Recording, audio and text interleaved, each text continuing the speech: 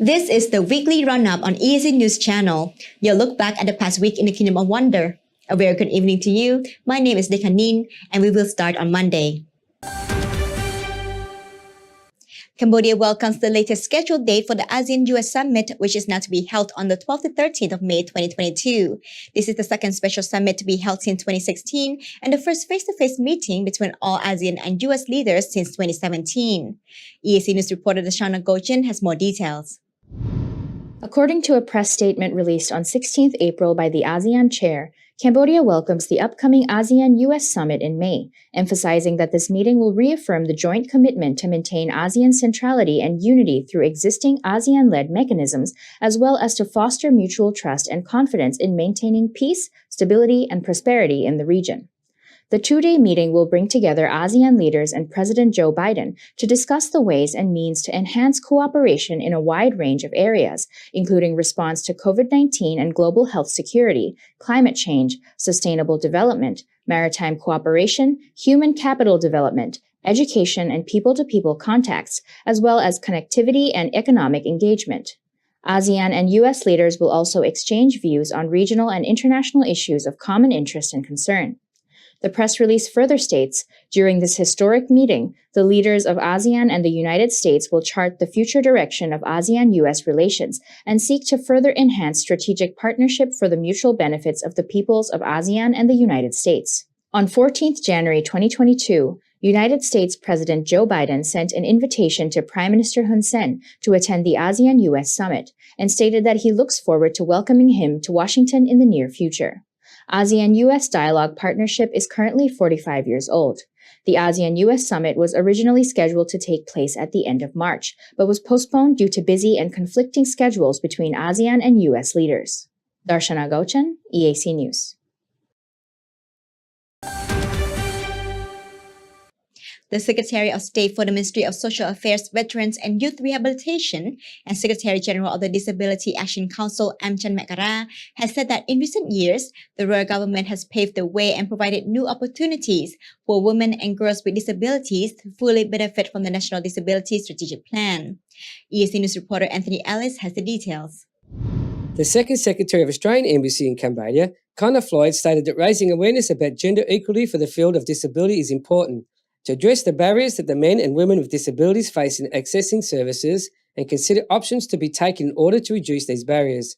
He believes that through a better understanding of gender equality and disability will enable governments as well as other relevant sectors to find ways to contribute in improving the status of individuals and groups, so that when all persons with disabilities can participate and benefit from social activities without facing discrimination.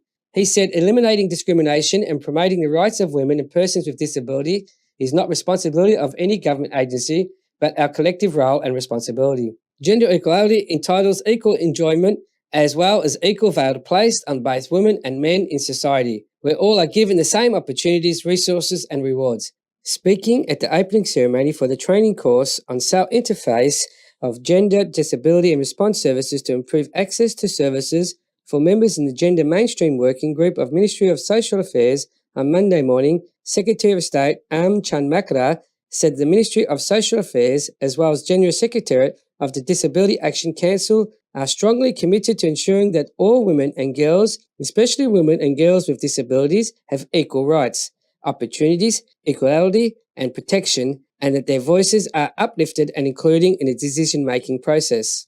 He said the Royal Government of Cambodia has launched a National Strategic Plan on Disability 2019 to 2023, ensuring gender equality for women and girls with disabilities with a clear vision of importance of gender equality for empowerment of women and disabilities and an effective way to achieve sustainable and environmental development. ចឹងហើយមកខ្ញុំលើកបាញ់មិញនេះថានៅពេលដែលគេនិយាយអំពី gender សម្រាប់ស្ត្រីឬកុមារីដែលមានពិការភាពនឹងសូមឲ្យមានការគិតបញ្ចូលអំពីបរិសុទ្ធឬមួយក៏ស្ត្រីដែលមានពិការភាពផងអញ្ចឹងជាទូទៅគឺអ្វីដែលជាការអំពាវនាវរបស់ខ្ញុំគឺពង្រឹងនៅសមត្ថភាពទោះបីជាស្ត្រីឬកុមារីដែលមានពិការភាពក្តីសូមឲ្យពង្រឹងសមត្ថភាពរបស់ខ្លួនឯងដើម្បីធ្វើការប្រកួតប្រជែងជាមួយនឹងអ្នកដែលមិនមានពិការភាពហើយគេធ្វើអីបានយើងត្រូវធ្វើនឹងឲ្យបានដូចគ្នាដើម្បីធ្វើយ៉ាងណាឲ្យសិទ្ធិខ្លាយជាការពិត During his speech, the Secretary of State further highlighted the efforts of the head of the Royal Government, Prime Minister Hun Sen in the fight against COVID-19, as well as the provision of various social assistance measures to the poor and vulnerable, including persons with disabilities. He added that in the context of the COVID-19, it has been crucial that actions to be taken so the difficult process made by gender equality over the past few decades would not be diminished by the negative effects by the pandemic. He also clarified that the term gender equality does not only refer to the promotion of women, but critically to the equality between women and men, which mean that no one sex should be promoted above another. Anthony Ellis, EAC News.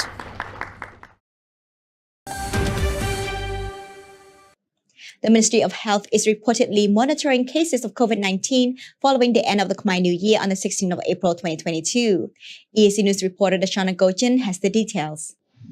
Ministry of Health spokesperson Au Van Dien has told EAC News that there had not been any large-scale COVID-19 outbreaks during the course of the Khmer New Year celebrations. However, now that the holiday has come to an end, she said that the ministry will closely monitor the situation to make sure no outbreaks occur, waiting to assess the outcomes for at least 2 more weeks.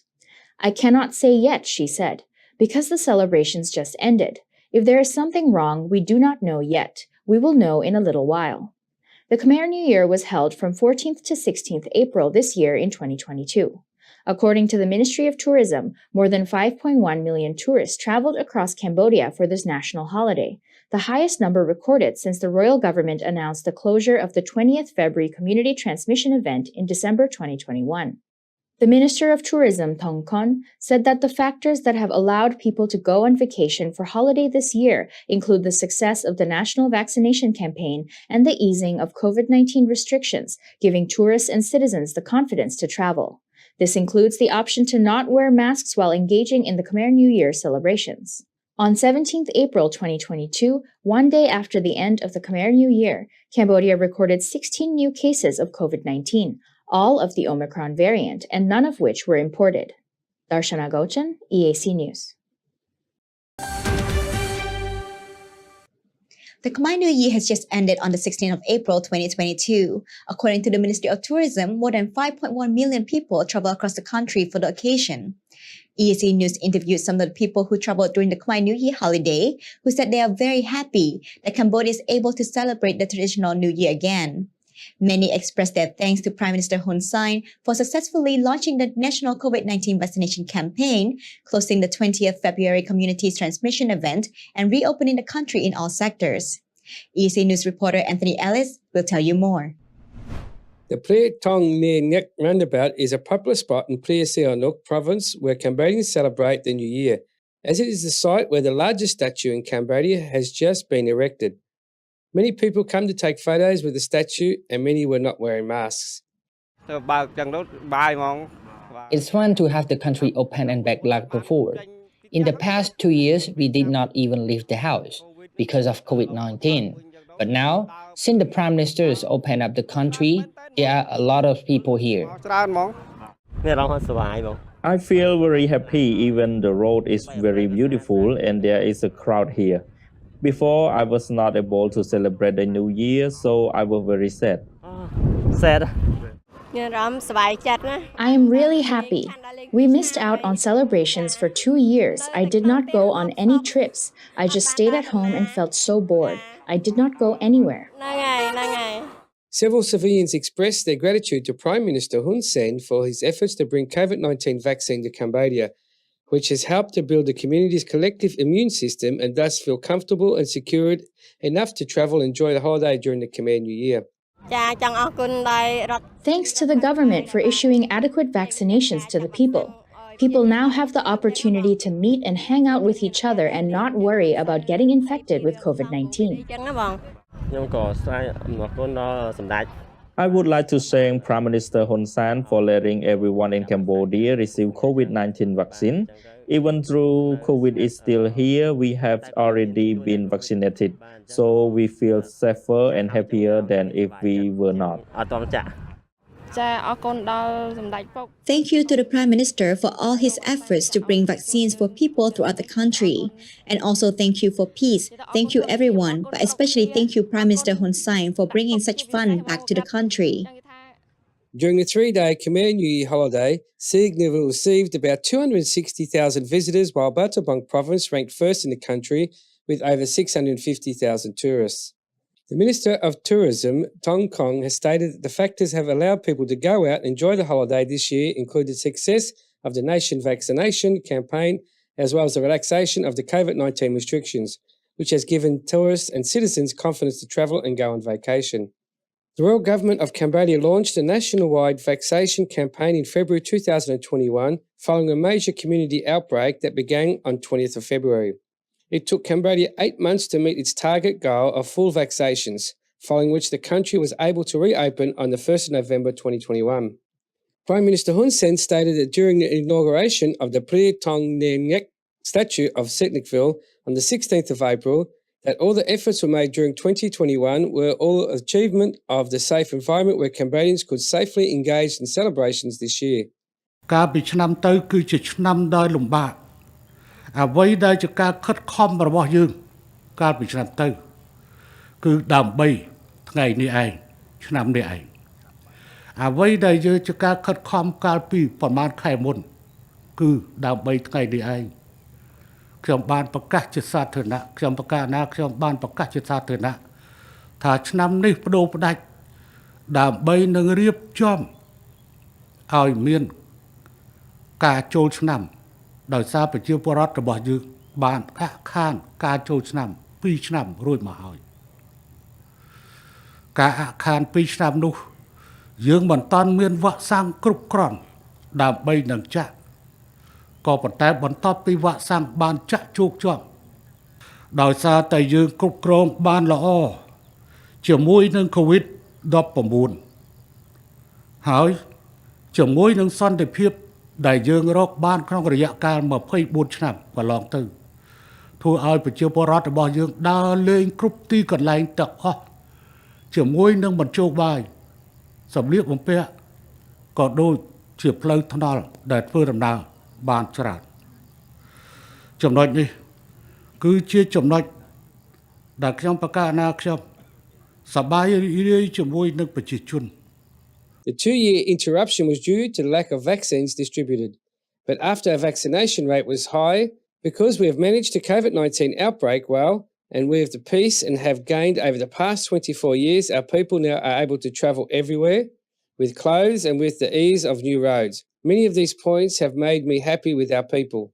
The Prime Minister said that although he still has some concerns about COVID-19, he will encourage people to travel freely in the Kingdom of Cambodia and welcome Cambodians abroad to visit the country because the Royal Government has now lifted COVID-19 restrictions, even on foreigners, allowing all travellers to take responsibility for their own health and safety. However, the Prime Minister continues to call the citizens to implement the 3 do's and 3 don'ts health measures and to get vaccinated against COVID-19 with both the basic and booster doses. As of April the 17th, 2022, Cambodia has vaccinated more than 14 million people, which accounts to 92.84% of the total population. The Ministry of Health has also confirmed that there are no large-scale outbreaks of COVID-19 were recorded over the Khmer New Year. Anthony Ellis, EAC News. Rescuers searched for dozens of people still missing in South Africa, KwaZulu-Natal province on Sunday, 17th of April, after floods and mudslides killed 443 people.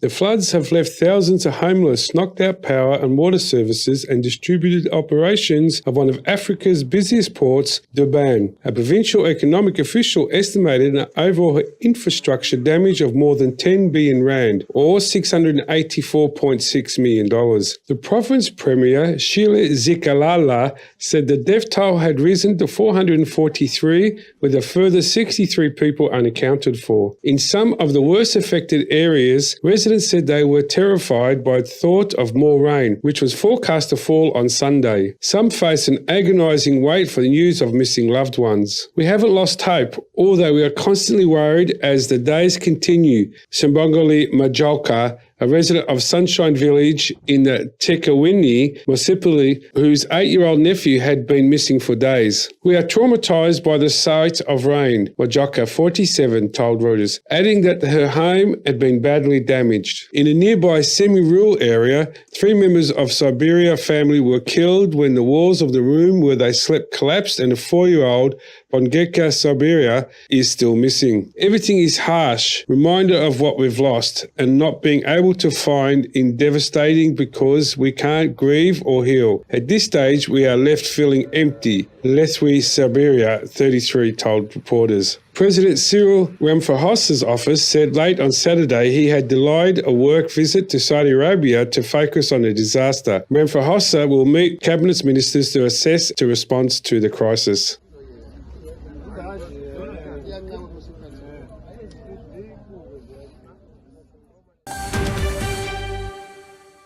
Residents of Mariupol walked past the bodies of civilians as they evacuated their destroyed homes on Sunday, 17th of April, as Moscow said its forces had almost completely seized the port town.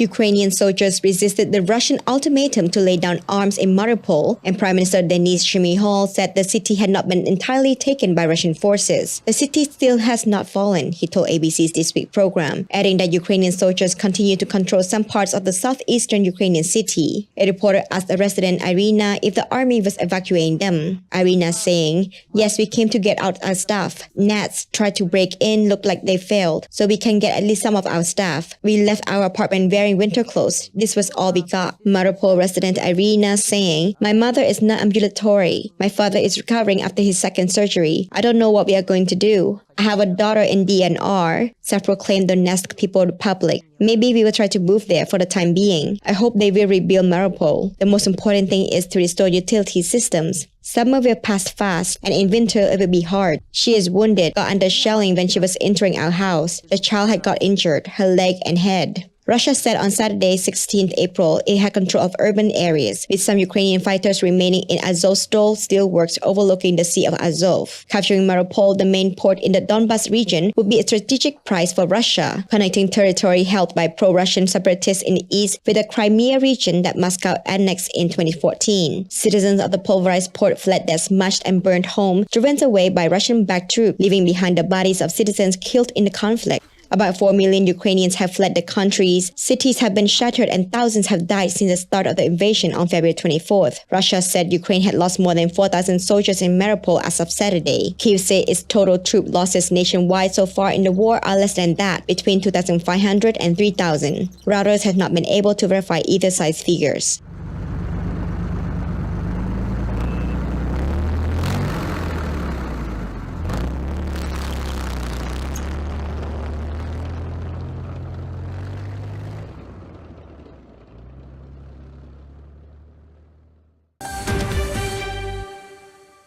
French security forces briefly fired tear gas in Paris as opponents of the far-right marched in the capital on Saturday, 16th of April. Then the demonstrators resumed their protest minutes later. Thousands of anti-far-right protesters marched across France on Saturday as opponents of presidential candidate Marine Le Pen seek to form a united front to prevent her from winning an election runoff against incumbent Emmanuel Macron on April 24th. Police have warned of possible incidents as demonstrators convene in some 30 cities. Macron, a pro-European Union centrist, won the presidency in 2017 after easily beating Le Pen when voters rallied behind him in the runoff to keep her far-right party out of power. This year, the first round of voting last Sunday set up the same battle, but Macron is facing a much tougher challenge. "The far right is a risk to our country," he told supporters overlooking the Mediterranean port city, which put far-left candidate Jean-Luc Mélenchon first on April 10th. "Don't heckle them, beat them," he said. Prior to the first round of the election, Le Pen successfully tapped into anger over the cost of living and a perception that Macron is disconnected from everyday hardships. That saw her finish with 23.1% of votes compared to 27.85% for Macron. However, she has appeared more rattled this week, as the focus has turned to her manifesto and opinion polls have shown Macron extends his lead. A poll on Saturday showed the president winning the runoff with 55.5% of votes.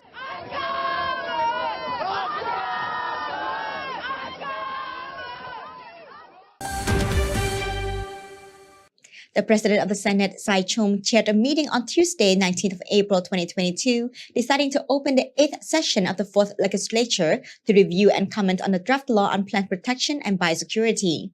EAC News reporter Anthony Ellis has the story. During this meeting on Tuesday, the President of the Senate reviewed the decided of the proposal of the Committee on Investment Planning, Agriculture, Water Resources, Meteorology, Rural Development, Environment, to put a draft in law on plant protection and biosecurity into the agenda of the 8th session of the Senate of the 4th Legislature. The draft law also aims to improve agricultural productivity, food security, hygiene, quality and safety of agricultural products, as well as biosecurity of plants and goods subject to inspections for trade facilitation. According to the Cambodian government, the new draft law will contribute to the development of the agricultural sector, such as protecting the interests of farmers through the management of plant protection and the implementation of biosecurity measures to reduce the losses that can be caused by harmful contamination of plant resources and crop products in agricultural protection systems. The draft of law on protection of plants and biosecurity also specifically prevent the implementation of outbreak and infestive pollutants that cause catastrophic damage to agricultural crops, biodiversity and the environment of Cambodia. In fact, the outbreak of pests such as golden apple snails, greening, Monsac virus, fusarium wilt, and the fall of armyworms on coal and recently affected agricultural products and national economy remarkable. Anthony Ellis, EAC News. In the first quarter of 2022, Cambodia has recorded over $13 billion in total trade volume, which is a 9.1% increase from the same period last year. This is according to the latest figures from the General Department of Customs and Excise of the Ministry of Economy and Finance. EAC News reporter Sepo Kong has more details. Cambodia has exported around $5.7 billion worth of product to foreign market in the first quarter of the year, which is a 25.7% increase from the same period in 2021. Meanwhile, there has been a 0.9% decrease in imports, recorded at a total of $7.4 billion. Among the markets Cambodia has been exported to the United States is by far the biggest, with a volume of export amounting to over $2.1 billion, an increase of 43.7%. The second biggest export market is Vietnam at $758.8 million, followed by Thailand with $248.5 million, and China with $333.5 million. Cambodia also saw a 30.1% increase in goods and raw materials imported from China compared to the first 3 months of 2021, amounting to over $2.5 billion. Sripokong, EAC News. The General Department of Taxation of the Ministry of Economy and Finance has allowed all media editors or business owners to submit value-added tax declarations through the e-filing online business tax declaration management system for their own convenience. EAC News reporter Dashana Gochin has the details. The guidelines released by the General Department of Taxation on the introduction of value-added tax declaration through the online business tax declaration management system, also known as e-filing, states that this is an alternative online tax declaration method introduced for the purpose of modernizing the tax administration, providing efficiency and effectiveness, as well as ensuring transparency, convenience, speed, time savings, and reliability in providing services to taxpayers. The department states that from now on, all self-declared taxpayers who receive supplies of digital goods or digital services and all e-commerce activities conducted by non-resident taxpayers must file their VAT declaration forms from the tax period starting in April 2022 using the e-filing online business tax return management system. All medium and large taxpayers must file a VAT return using the e-filing system no later than the 25th of the following month. The tax-related transactions are tax-exempt by 10% from the delay in filing the declaration. To learn more about the use of digital shopping lists or services or alternative taxation in the e-filing management system, users can refer to the detailed instructions released by the General Department of Taxation on their website, where there is a video tutorial. Taxpayers can also call the department's call center at 1277 or send a message in the GDT live chat by downloading the app from the iOS App Store or Google Play Store. Darshana Gochan, EAC News.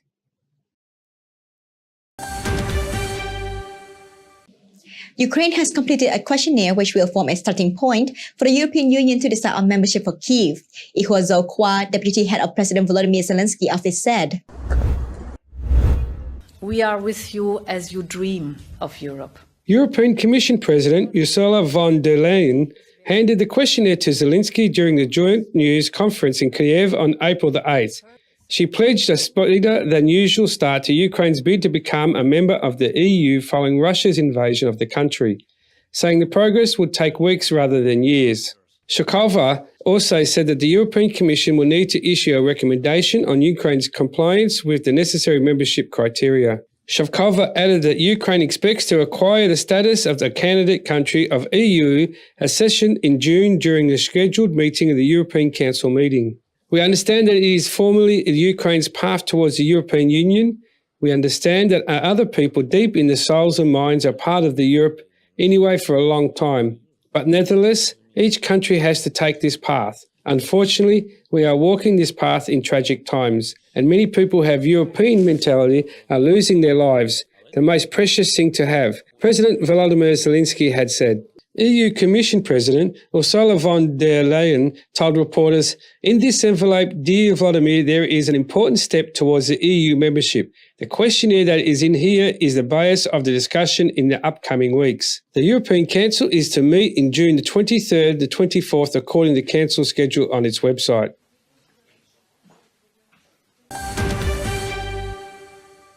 Iran's armed forces will target Israel's heart if it makes the slightest move against the Islamic Republic.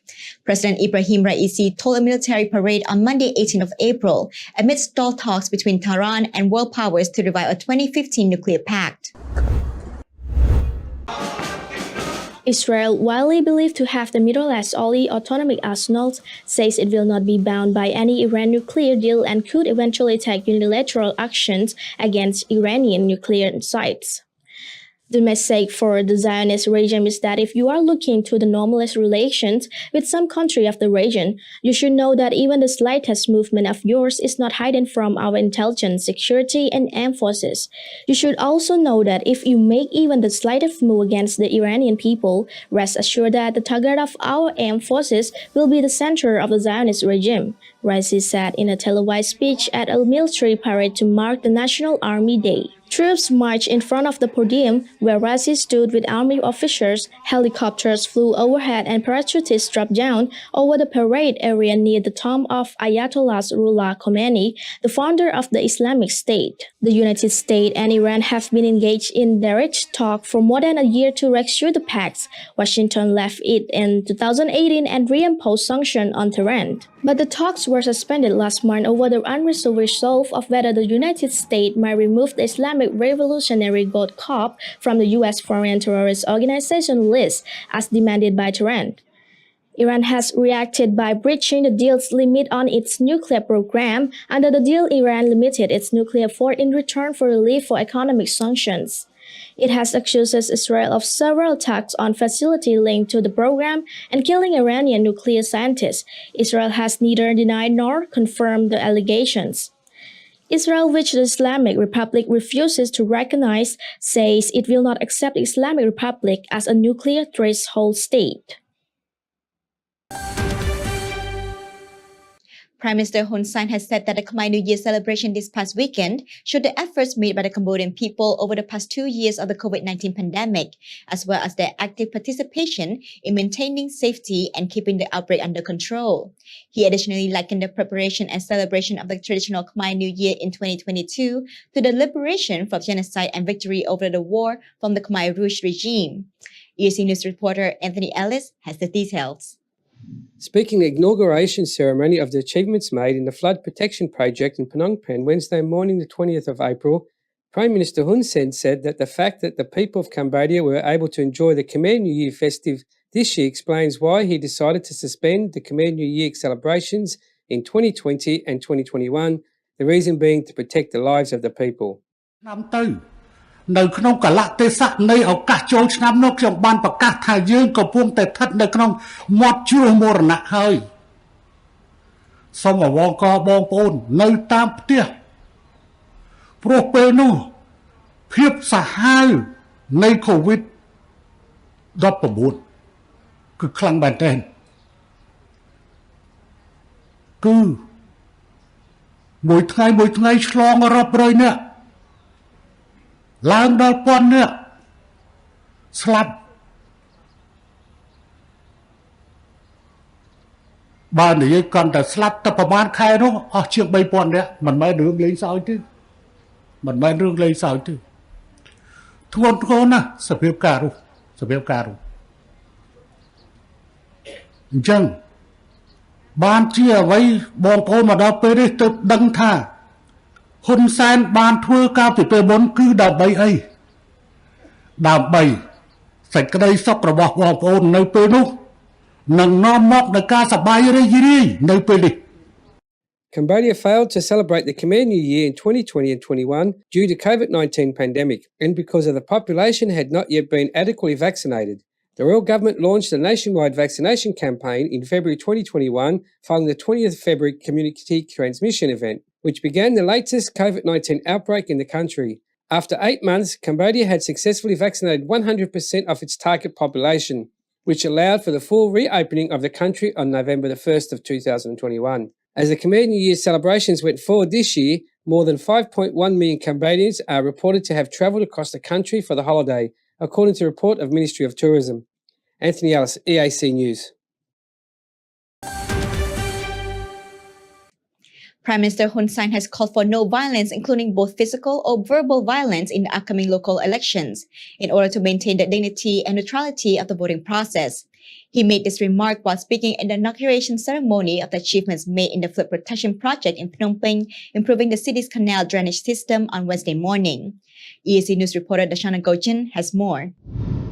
While speaking at the inauguration ceremony of the achievements made in Phase 4 of the flood protection project in Phnom Penh on Wednesday morning, the Prime Minister said that the next month marks the beginning of the election campaign season, with all political parties running in the election set to start their campaigns in public places. In this regard, the Prime Minister ordered the relevant authorities to facilitate all political parties, whether ruling or non-ruling, to have the same right to campaign for their members. He also called for stability and non-violence during the entirety of the campaign and election process. ឲ្យពេលវេលាឲ្យគ្រប់ទីកន្លែងទាំងអស់រក្សានៅការខិតខំដើម្បីឲ្យប្រជាពលរដ្ឋបានចូលរួមបោះឆ្នោតនិងជ្រើសរើសដោយសេរី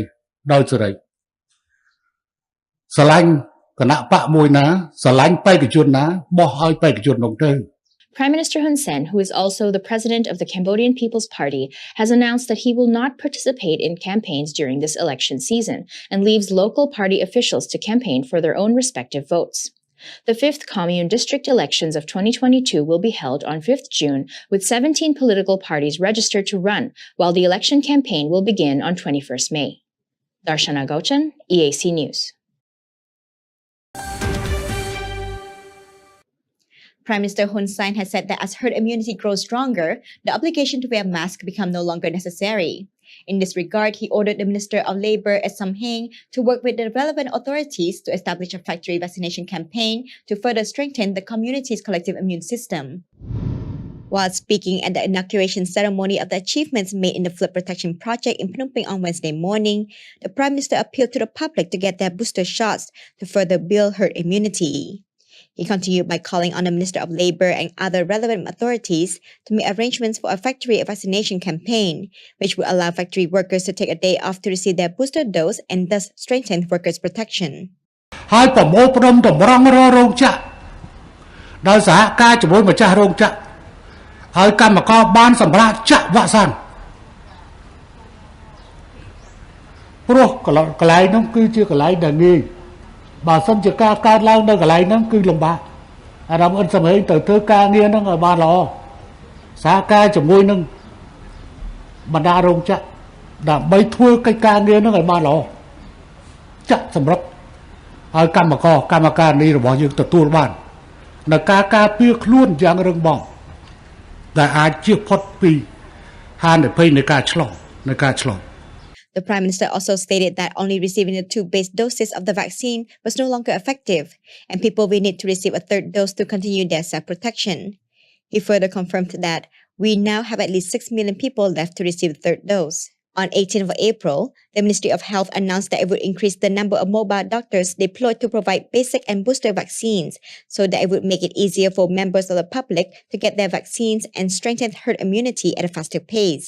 This latest vaccination drive is jointly coordinated by the Ministry of Labour and Vocational Training, local authorities, the Ministry of Education, Youth and Sports, and capital provincial administrations at key locations such as factories, enterprises, markets, towns, and schools.